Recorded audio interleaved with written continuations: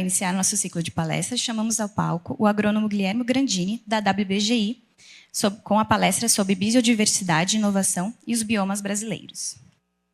Bom dia a todos, tudo bem com vocês? Estão com sono? Terça-feira, 9 horas da manhã, a gente vai dar uma acordada ainda. É um prazer estar aqui com vocês, abrir esse evento tão importante para a cidade.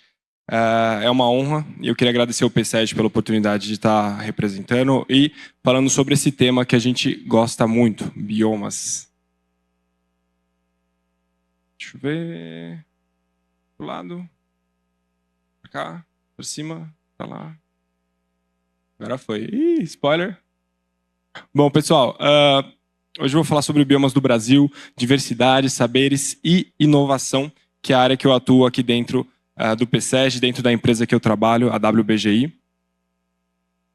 E eu queria começar me apresentando. Eu sou o Gui, e eu fiquei sabendo que viriam estudantes do ensino médio hoje. Eu tentei buscar uma foto de quando eu estava no ensino médio, de quando eu estava vivendo aquela fase, aquela incerteza de não saber o que eu ia fazer, quais seriam os próximos passos. Mas o que eu queria trazer antes de começar é: mantenham as amizades de vocês, porque elas vão continuar muito tempo ao lado. Já estou vendo o pessoal dar a mão, dar abraço, é isso aí. É uma foto de grandes amigos que eu fiz na escola e que me acompanham até hoje nos desafios pessoais e profissionais também. Bom, meu nome é Guilherme Grandini, tenho 25 anos, eu sou valinhense, pé de figo. Sou engenheiro agrônomo formado pela UFSCar de Araras, aqui perto. E aqui dentro eu sou um agente de inovação, eu trabalho com inteligência de mercado em startups do agro. Alguém aqui sabe o que é startup? Levanta a mão, só para eu ter uma ideia, assim. Ok, pessoal do PSEG. Beleza, a gente vai falar um pouco mais sobre o que são as startups já. E eu também sou músico nas horas vagas. A gente tem uma banda aqui no PSEG, mas infelizmente hoje não vai ser dia de fazer um showzinho para vocês. Eu gosto muito de esporte e eu gosto muito de me aventurar na natureza. Eu acho que isso é uma coisa que veio na minha adolescência, é uma coisa que despertou essa vontade de estudar a área de biológicas, né? Eu queria ser biólogo, pensei em geologia, e aí eu cheguei na engenharia agronômica e eu fui muito feliz no curso. Aprendi muitas coisas e eu sempre tive esse olhar mais voltado para uma produção sustentável, para inovação, para soluções. Isso sempre me instigou muito. Bom, antes da gente começar, eu queria convidar vocês, podem pegar o celular, podem escanear esse QR Code. A gente vai falar sobre esse tema. Eu queria saber até onde a gente conhece e a gente faz uma gamificação rápida para a gente dar uma aquecida, tá bom? Vamos lá? Perfeito. Bom, pessoal, primeira pergunta: qual bioma brasileiro é conhecido por abrigar mais de 20% de todas as espécies de flora e fauna do mundo? 10, 9, 8, 7, 6, 5, 4, 3, 2, na verdade, 98. Vai. E vou fechar, hein? Vou fechar. Pode fechar? Qual que é? Boa. Amazônia. Boa, galera. Vamos para a próxima, então, pessoal. Quantos por cento da Mata Atlântica original ainda está preservada? 50%, 88%, 30%, 12%.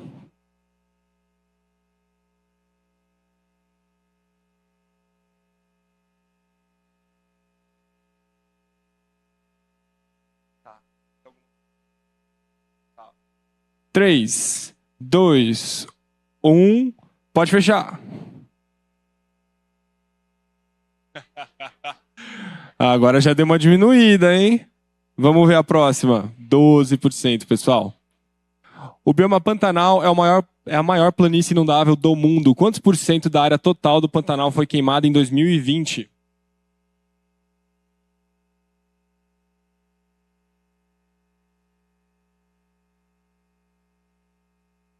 5, 4, 3, 2, 1. Pode passar. 30%. O que é muito triste, né, pessoal?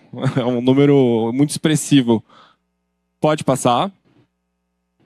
Qual bioma brasileiro é responsável por armazenar mais de 8 bilhões de toneladas de carbono?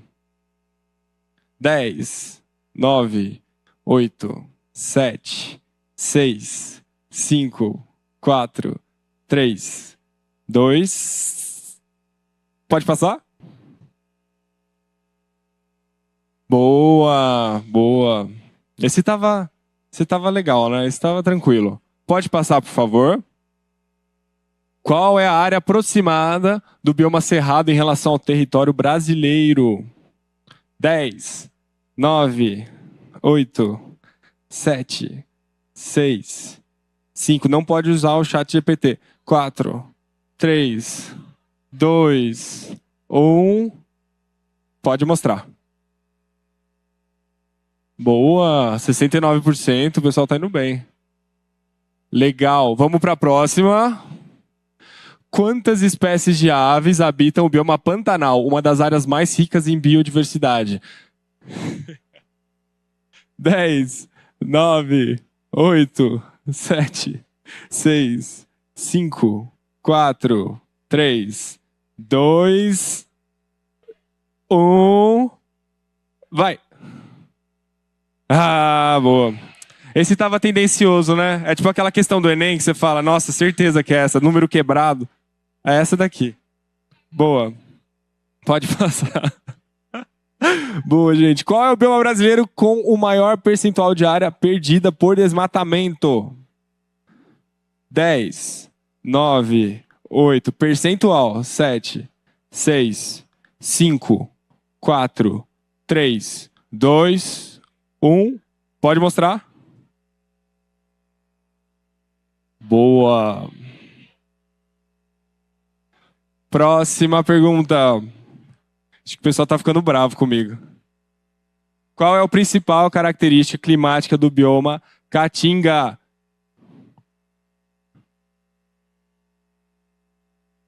Cinco, 4, 3, 2, 1.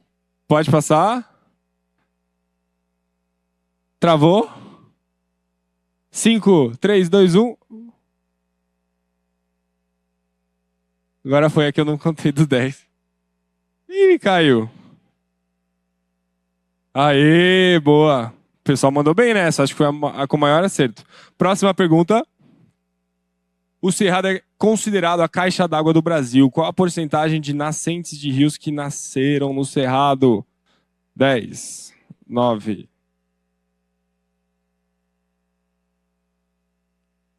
4, 3, 2, 1. Pode passar. Boa, nossa. Ou vocês estão pesquisando muito rápido na internet, ou vocês estão estudando bastante. Vocês estão estudando, né? Tá, então tá bom, eu vou confiar em vocês. Pode passar. Qual bioma é exclusivamente brasileiro, ou seja, só existe no Brasil?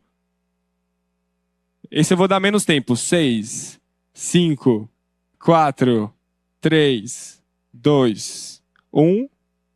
Pode passar? Caatinga.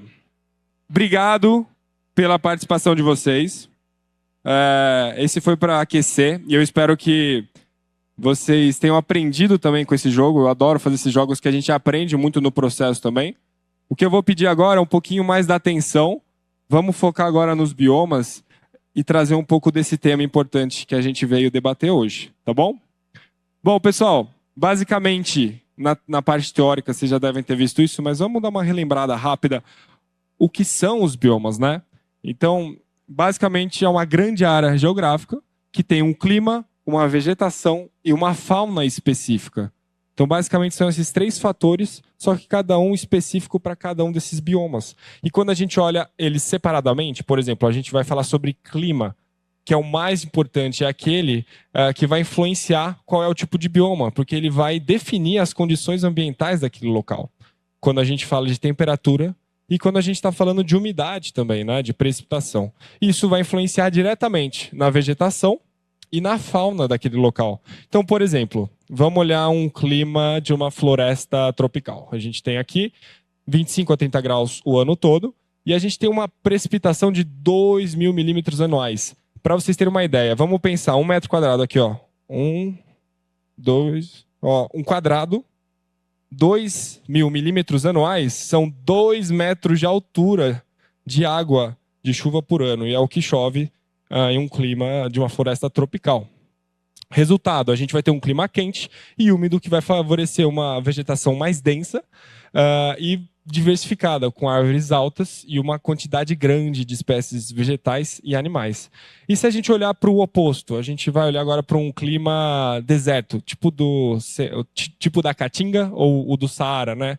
São temperaturas de 40 graus durante o dia e à noite as temperaturas baixam drasticamente. A gente vai ter uma precipitação baixa de 250 milímetros anuais, ou seja, não são aqueles 2 metros, são 25 centímetros, bate aqui na canela. E o que a gente vai ter? Pouca vegetação. A gente vai ter plantas adaptadas, cactos, né, que a gente gosta de dar esse exemplo, e animais que conseguem sobreviver com pouca água. Quando a gente já falou um pouco de clima, quando a gente fala de vegetação, que é um segundo ponto muito importante, a vegetação ela acaba se adaptando às condições climáticas daquele local. Então ela vai ter um papel fundamental, que é a produção de comida, e também ela vai servir de moradia para os animais locais. Então a vegetação é fundamental e a gente aqui no Brasil tem o privilégio de ter essa densidade que a gente tem. Um exemplo de uma floresta tropical, a gente tem essa característica de ser uma floresta densa, com árvores grandes, e aí a gente vai ter essa cobertura superior lá em cima, e ao mesmo tempo a gente vai ter uma vegetação de subbosque aqui no meio, né? Ou seja, plantas mais baixas que vivem na sombra. A gente tem essa característica para esse tipo de bioma.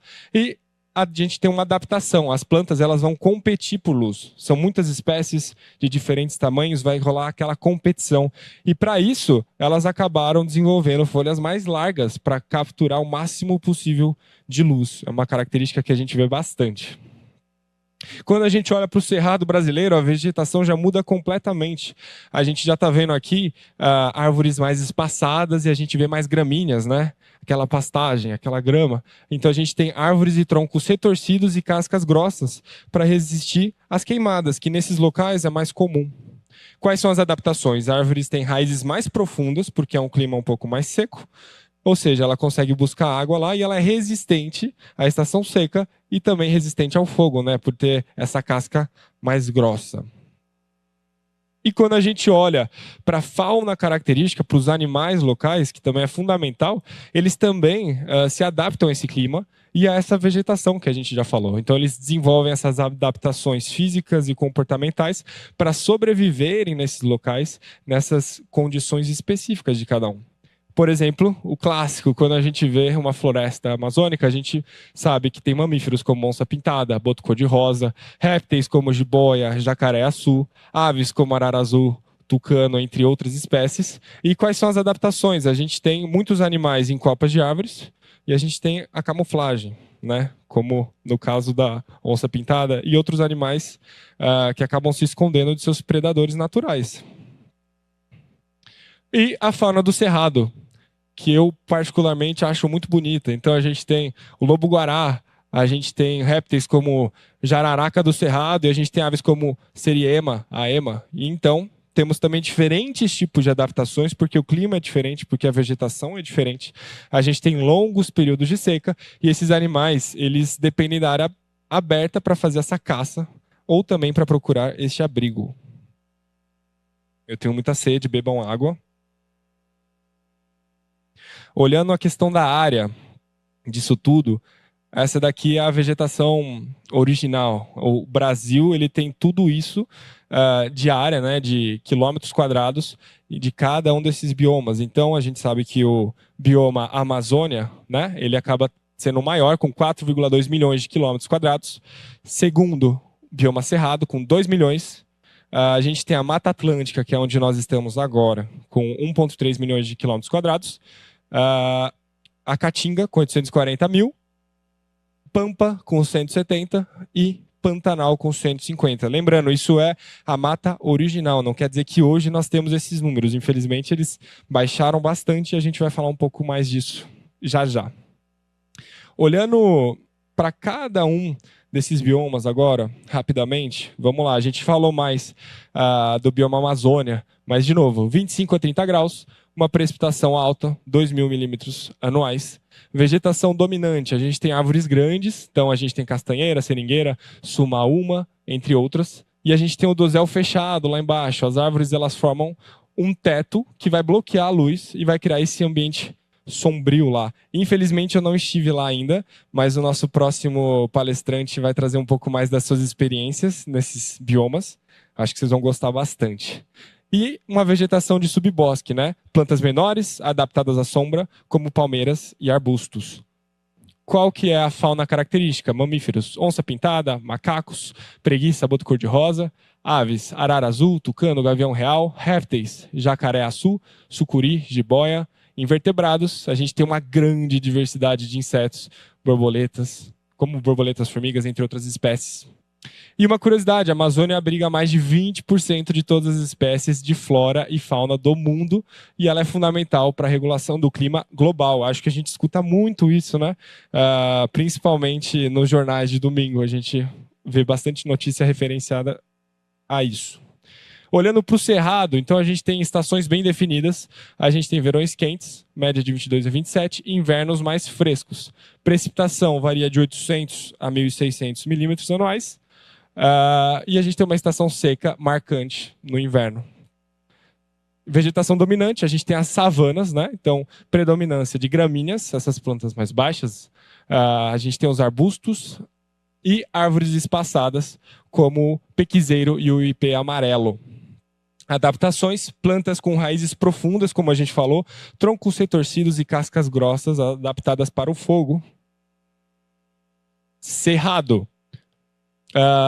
A questão da fauna característica local. Temos o lobo-guará, tatu-canastra, tamanduá-bandeira, aves como ema, siriema, gavião, caramujeiro, os répteis, a jararaca do cerrado, cobra-coral. Insetos, a gente tem muitas abelhas nativas, que existem muitos institutos pesquisando sobre essas abelhas hoje no Brasil e a produção desses méis de abelhas nativas, cupins, formigas. E uma curiosidade, o cerrado ele é conhecido como a caixa d'água do Brasil, porque a gente viu nas perguntas lá atrás que devido à presença dessas nascentes desses rios, eles acabam abastecendo a bacia hidrográfica da Amazônia, do Pantanal e do Sudeste. Então, basicamente, muitas nascentes saem do cerrado. Por isso que é importante a gente preservar esse local para que a gente tenha água aqui. Mata Atlântica, né, onde nós estamos hoje, a temperatura ela é variada, então vai de 14 a 27 graus. A gente sabe que tem estações mais bem definidas.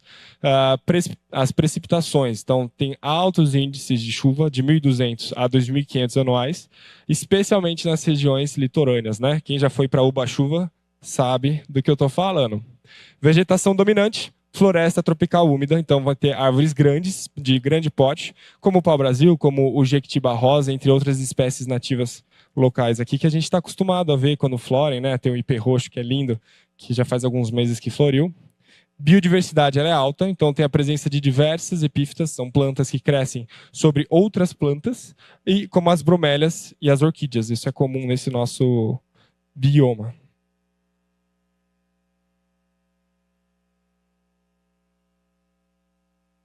Quando a gente olha para a fauna característica, mamíferos como mico-leão-dourado, onça-parda, muriqui, temos aves como tucano de bico preto, jacutinga, sabiá-laranjeira, répteis como a cobra-coral e a jiboia também. Invertebrados, grande variedade de borboletas e besouros também nessa região, entre outras espécies de insetos. E uma curiosidade, apesar da distribuição, a Mata Atlântica ainda é um dos biomas com maior biodiversidade do planeta, mas restam apenas cerca de 12% de sua cobertura original, né? Como a gente viu nas questões, foi o bioma mais desmatado em questão de porcentagem do nosso país. A Caatinga é uma temperatura quente, né?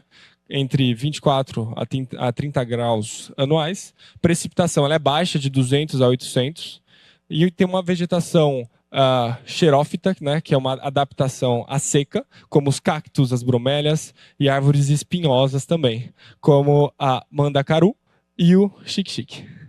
Plantas de folha pequena para reduzir a perda de água e as raízes profundas para captar a água do solo. Lembra que a gente falou? As plantas se adaptam àquele clima local, não só as plantas, como também a fauna local. No caso, a gente tem, como os mamíferos, o veado catingueiro, preá, tatupeba, aves como a carará azul, dilear, canção, entre outras, répteis, iguanas, cascavéis, jiboia, insetos, cupins e formigas. É muito comum nessas áreas.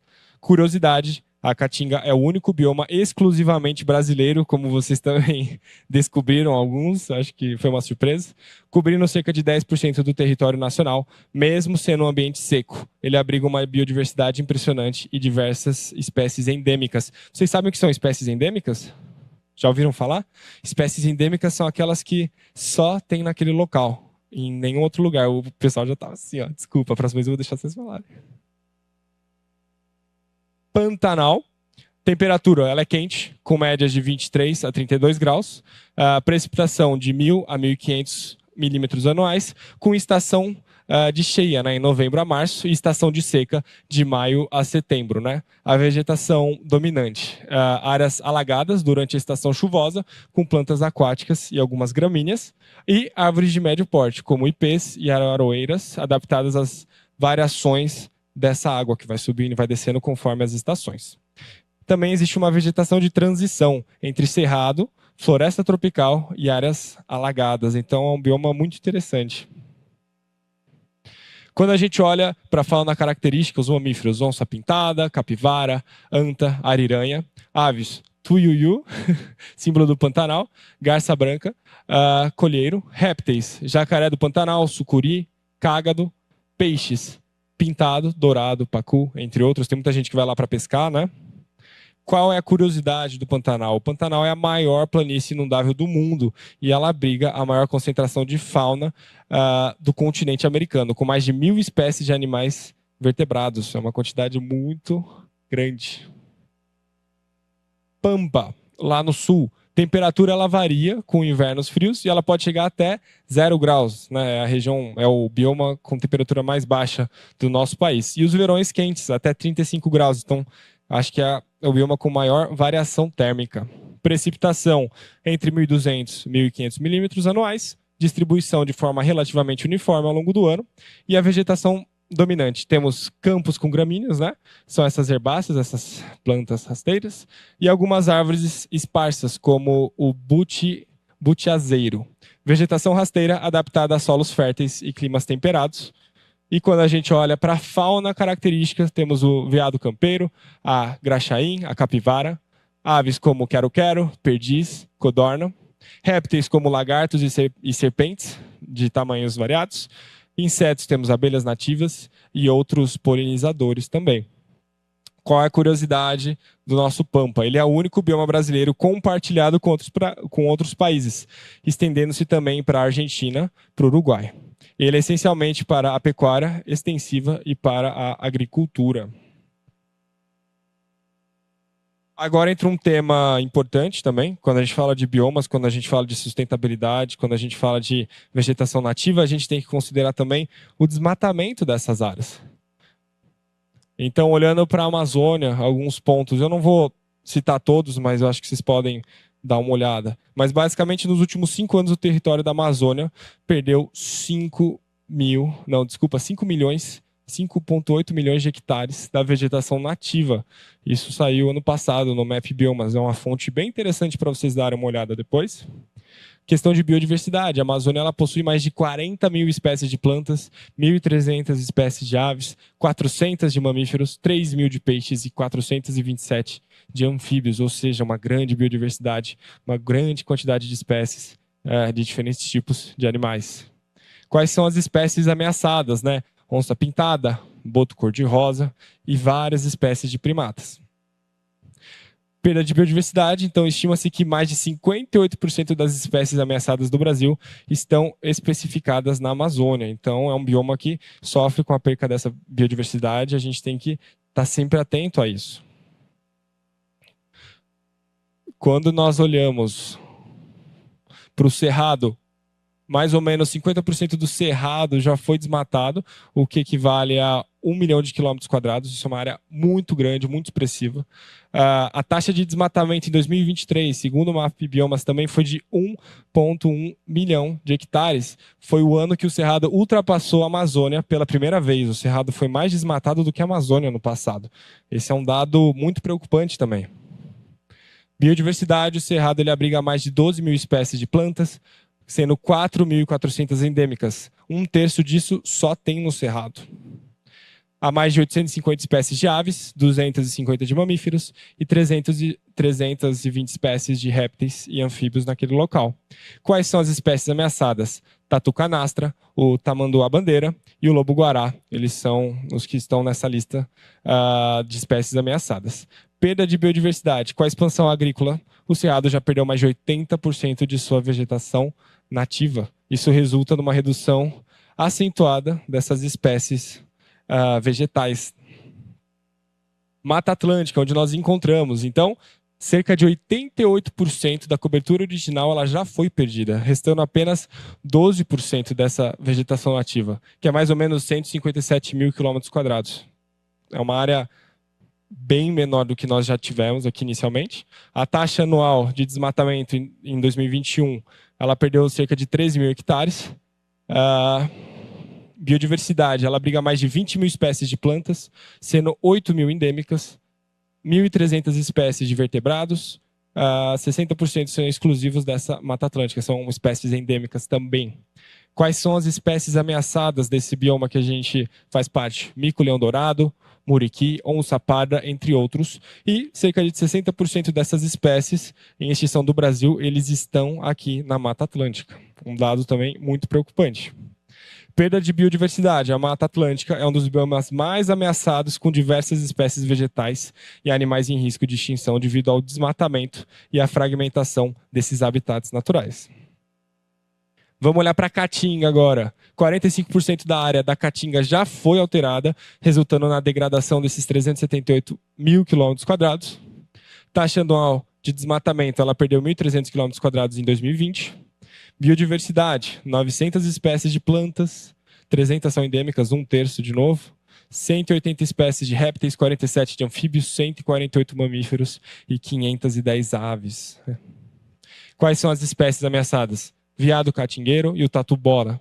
Perda de biodiversidade, o bioma Caatinga sofre grande pressão devido ao uso insustentável dos recursos naturais, com a desertificação ameaçando 13% de sua área. Por conta das mudanças climáticas e o aumento da desertificação, a gente está aumentando essa porcentagem de perca de área. Pampa, total original 176, desmatamento acumulado, cerca de 54% do Pampa já foi convertido para agricultura e pecuária, mais da metade, resultando numa área degradada de aproximadamente 95 mil quilômetros quadrados. Taxa anual de desmatamento, em 2020 o bioma perdeu cerca de 1.700 quilômetros de vegetação nativa. Biodiversidade, 3 mil espécies de plantas, 400 são endêmicas, 500 espécies de aves, 100 de mamíferos, 50 de anfíbios, também uma grande diversidade. Quais são essas espécies ameaçadas? Veado campeiro, tatu-bola, gato do mato. Perda de biodiversidade, o avanço das monoculturas como a soja é uma das principais ameaças da biodiversidade do Pampa, além das queimadas e a prática de manejo inadequado.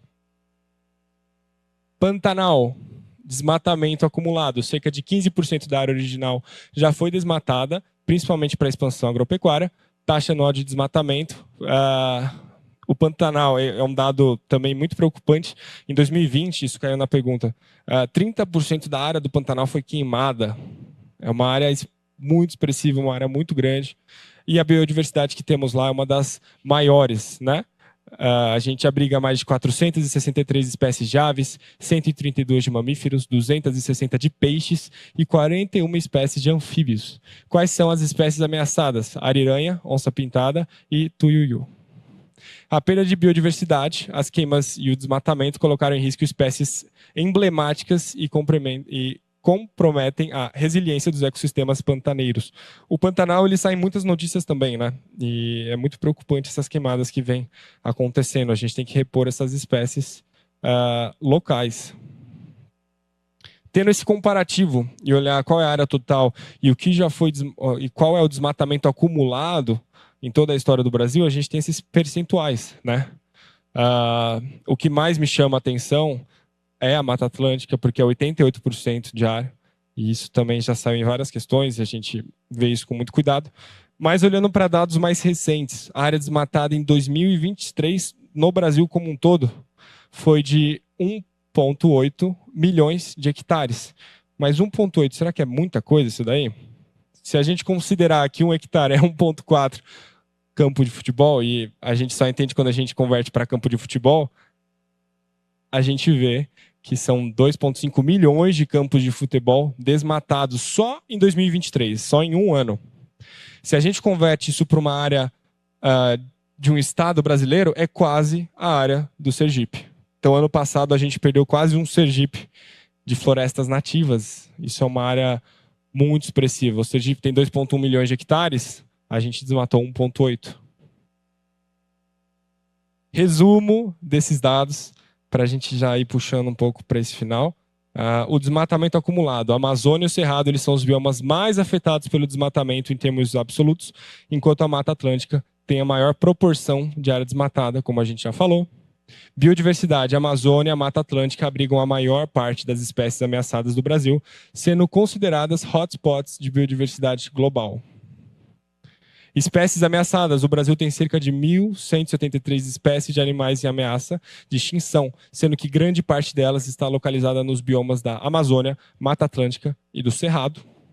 Vegetação. O Cerrado já perdeu mais de 50% de sua cobertura vegetal original, sendo o bioma mais vulnerável do avanço agrícola. Lembrando, o Cerrado é a fonte das nossas nascentes, onde está a nossa água, né? Então, quando a gente olha isso a longo prazo, é preocupante.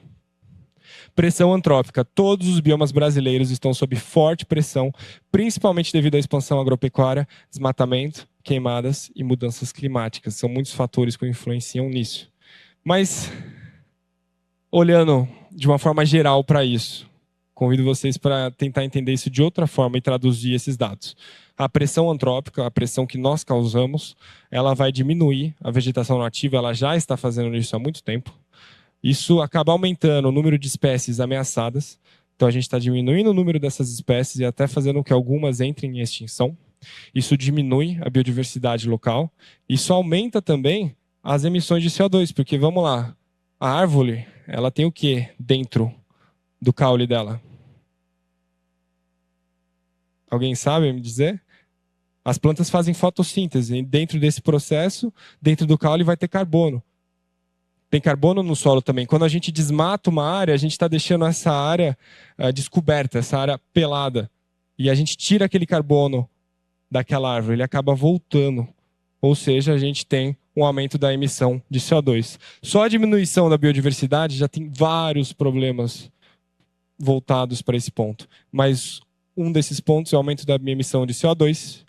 Isso vai agravar o efeito estufa, as mudanças climáticas. Eu acho que nesse último ano a gente está olhando para isso com mais carinho, com mais cuidado e vendo que é sério. Mas e aí? Só falei de problema. Existem soluções? Alguém aí quer dar um palpite, alguma sugestão que já ouviu falar?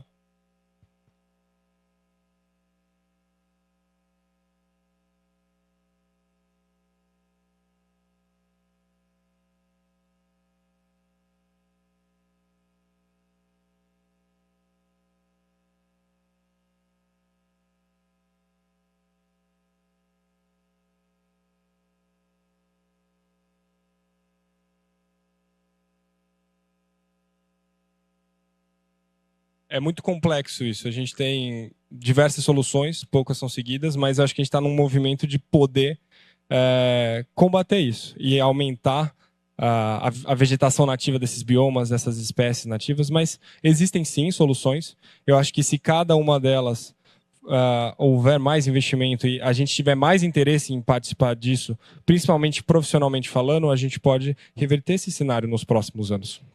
Algumas soluções que já existem hoje e que trabalham em projetos menores ou que podem ajudar a gente de forma mais continental.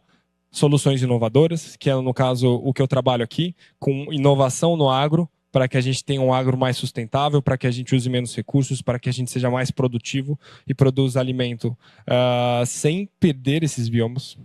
Temos políticas públicas, iniciativas governamentais, que podem criar leis que auxiliem a preservação de alguns locais específicos ou que obrigue a gente a tomar boas práticas, tanto no agro quanto na exploração de recursos naturais.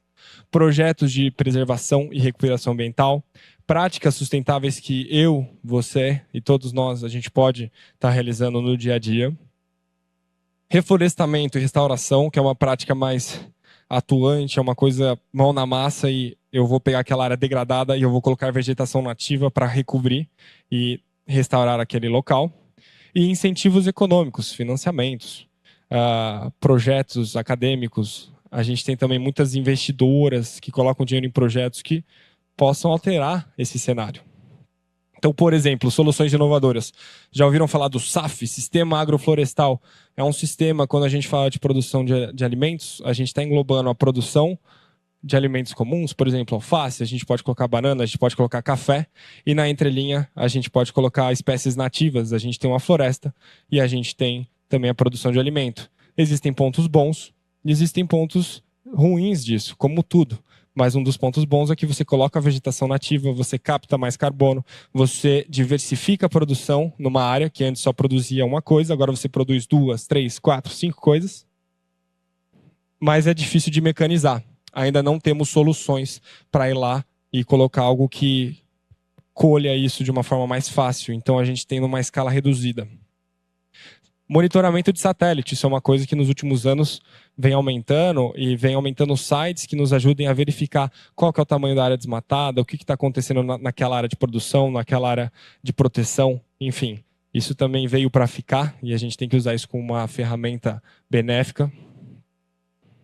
Políticas públicas, né? Aqui a gente está falando de leis, aqui a gente está falando de incentivos que façam que, por exemplo, a gente possa ter uma agricultura mais sustentável, que a gente possa proteger uma área maior de floresta nativa. Enfim, são leis que auxiliem, que incentivem a gente a criar essas boas práticas, seja para nós mesmos, para empresas, para produtores, enfim, para diferentes segmentos. Projetos de preservação. Quem aqui já ouviu falar do Projeto Tamar?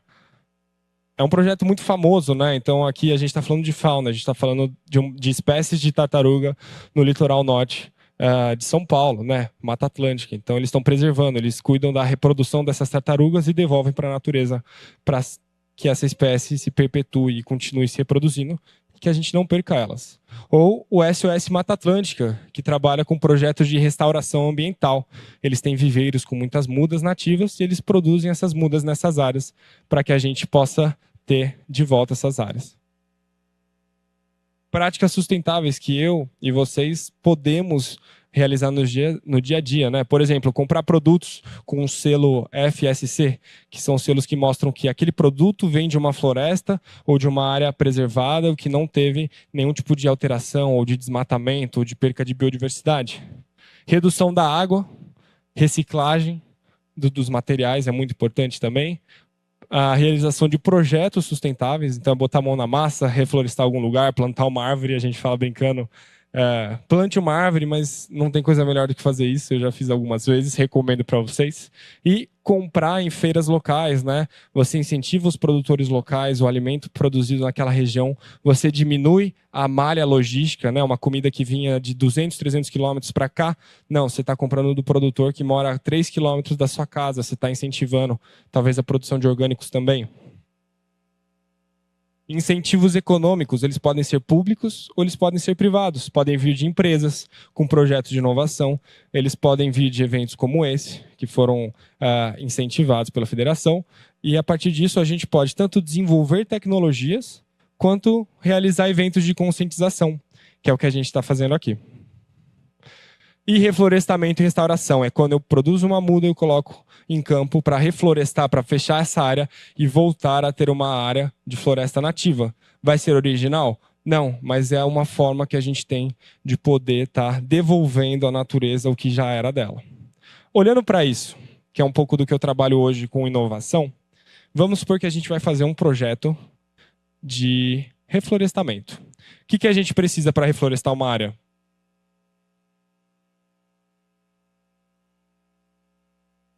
Muito bem, conhecê-la. A gente precisa de alguns recursos também naturais para fazer isso. A gente precisa de água, a gente precisa de luz, a gente precisa de terra, a gente precisa de mão de obra para produzir, a gente precisa conhecê-la e estudar essa área, o que é fundamental também. Mas está faltando uma coisa.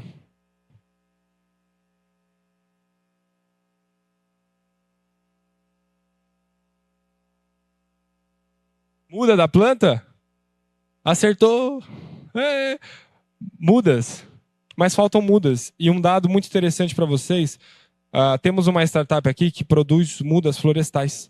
E o Brasil é tão grande, a gente tem uma necessidade tão grande que a quantidade de mudas e sementes que nós produzimos em viveiros não dá conta de abastecer os projetos de reflorestamento. Esse número ele é muito maior. E quando a gente tem um problema, a gente pode criar uma solução. Ela pode ser uma solução inovadora. E um exemplo que eu gostaria de trazer é essa solução, esse projeto que eu tenho muito carinho, que chama IVGTech.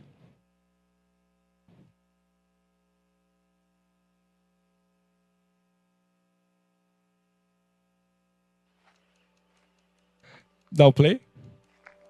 Todos os dias, inovações são criadas para o desenvolvimento sustentável de nosso país e do mundo. São todas ótimas ideias. Mas será que estamos alcançando as melhores estratégias para a recuperação de nossas áreas já perdidas? No Acordo de Paris, o Brasil se comprometeu em reflorestar 12 milhões de hectares até 2030. Um baita desafio. Mas como podemos alcançar essa realidade? A IVGTech é uma empresa de biotecnologia onde trabalhamos com espécies nativas destinadas para o reflorestamento.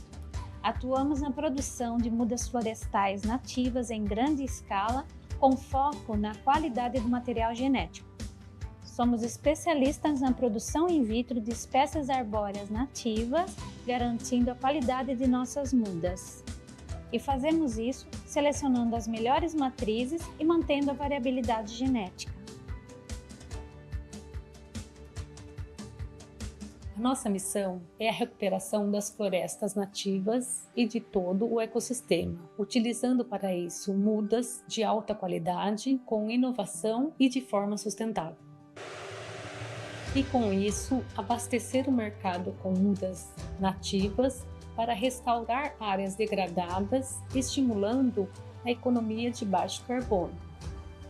Desta forma, auxiliando a preservação do ecossistema como um todo. O reflorestamento é uma atividade mais que necessária e com a tecnologia fazemos isso de forma efetiva. Acreditamos que a ciência bem aplicada é a chave para a solução dos desafios.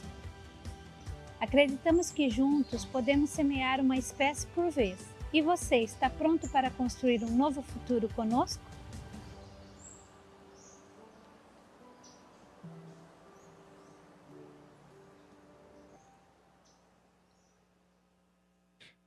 Boa. Espero que tenham gostado do vídeo. O vídeo foi produzido pelo audiovisual do PSEG, então uma salva de palmas também para o audiovisual, que produziu esse vídeo maravilhoso. Eu quis mostrar esse vídeo, gente, porque a gente está falando de um tema complexo e ele tem várias vertentes que a gente pode puxar. Existem os nossos biomas, existem problemas, e um deles é o desmatamento, que causam outros problemas, mas onde tem problema, tem solução também. E às vezes a gente acha que a solução está longe, mas eu queria mostrar para vocês, a solução está aqui do lado de casa. Essa é uma startup, existem muitas outras, e eu não sei se vocês sabiam, mas Piracicaba é conhecida por ser um grande celeiro de novas startups. Startups sustentáveis, startups agrícolas, startups agronômicas, agtechs.